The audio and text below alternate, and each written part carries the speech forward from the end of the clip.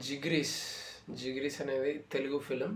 ఈ film main premise ఏంటిదంటే వాళ్ళ ఫ్రెండ్ క్యాన్సర్ ఉంటే, అంటే ఒక 4 పీపుల్, వాళ్ళు నలుగురు క్లోజ్ ఫ్రెండ్స్ అనమాట.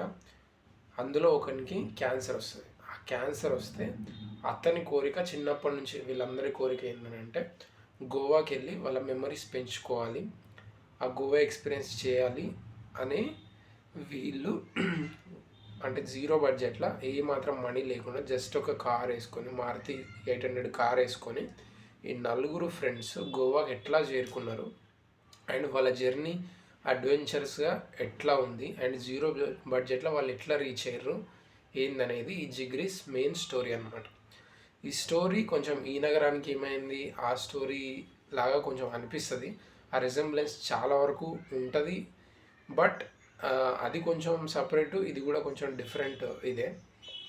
బట్ ఇందులో మెయిన్ క్యారెక్టర్ ఎవరైతే ఉన్నారో అతను తాగుబోతు క్యారెక్టర్. ఆ తాగుడు అనే ఎలిమెంట్ని ఇలా జర్నీకి కరెక్ట్గా యూజ్ చేసుకున్నారని అనిపించింది నాకైతే.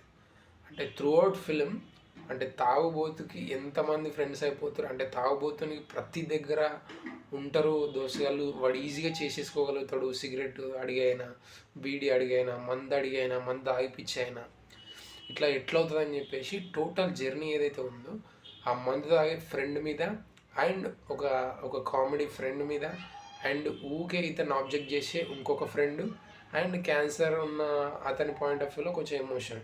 సో ఈ నలుగురు ఎమోషన్ని పట్టుకొని, ఈ 4 ఎలిమెంట్స్ని పట్టుకొని త్రూ అవుట్ ఫిలింని రన్ చేయడం జరుగుతుంది.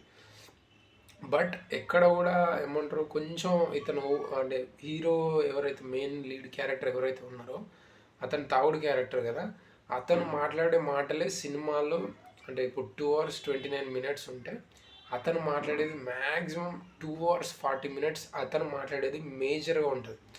అండ్ స్టార్టింగ్లో కొంచెం బోర్ కొట్టించినప్పటికి కూడా, బట్ తర్వాత కూడా అతని క్యారెక్టర్తో పాటు ఇంకా మనం కూడా వెళ్ళిపోతాం అన్నమాట. వన్స్ మనం కొంచెం ఒక 20 minutes కనుక చూడగలగడం స్టార్ట్ చేసినామంటే దాని తర్వాత మొత్తం చూడాలన్న ఇంట్రెస్ట్ అయితే డెఫినెట్గా అతను గ్రాప్ చేయగలిగాడు, అది మాత్రం కన్ఫర్మ్.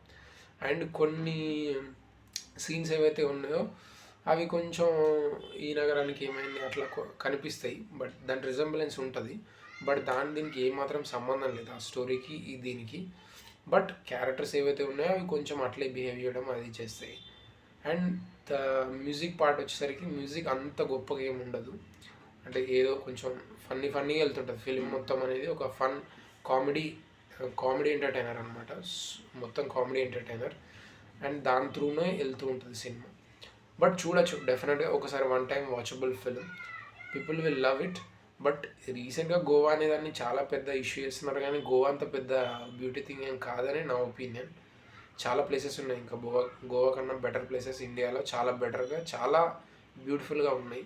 అందరూ గోవా మీద కాన్సన్ట్రేట్ చేసి దాన్ని లేపుతున్నారు తప్ప మిగతాది ఏం లేదు. And that's it. Thank you for watching. Please do subscribe.